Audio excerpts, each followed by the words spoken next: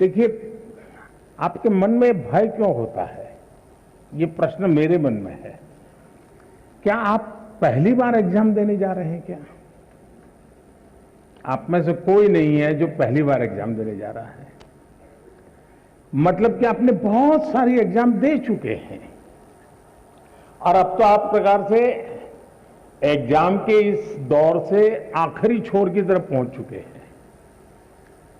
इतना बड़ा समंदर पार करने के बाद किनारे पर डूबने का डर, ये तो दिमाग में बैठता नहीं है। तो पहली बात है कि आप मन में एक बार तय कर लीजिए कि परीक्षा जीवन का एक सहज हिस्सा है। हमारी विकास यात्रा का छोटे छोटे पड़ाव है और उस पड़ाव से हमें गुजरना है। हम गुजर चुके हैं।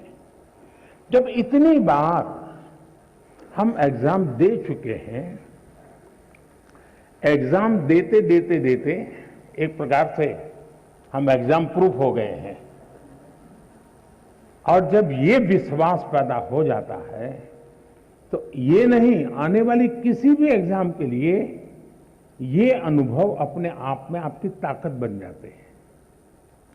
इसे, आपके इन अनुभव को, जिस प्रक्रिया से आप गुजरे हैं, उसको आप कतई छोटा मत मानिए।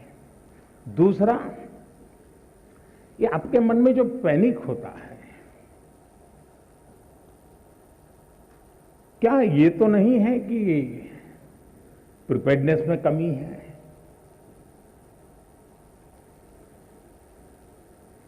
कहने को तो हम कुछ कहते होंगे, लेकिन मन में रहता है।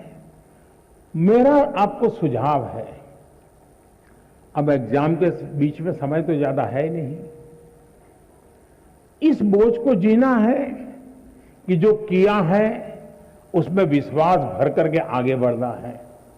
हो सकता है एक दो चीजें छूट गई होगी, एक आध चीज में थोड़ी जितनी मेहनत चाहिए नहीं हुई होगी, उसमें क्या है।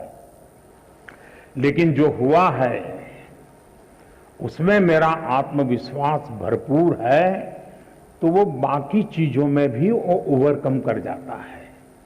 और इसलिए मेरा आपसे आग्रह है कि आप इस प्रेशर में मत रहिए। पैनिक क्रिएट हो ऐसा वातावरण को पनपने ही मत दीजिए।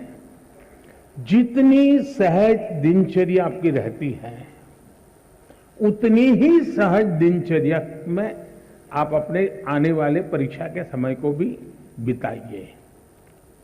एक्स्ट्रा, कम अधिक, जोड़ना तोड़ना, वो आपके पूरे स्वभाव से डिस्टर्बेंस पैदा करेगा।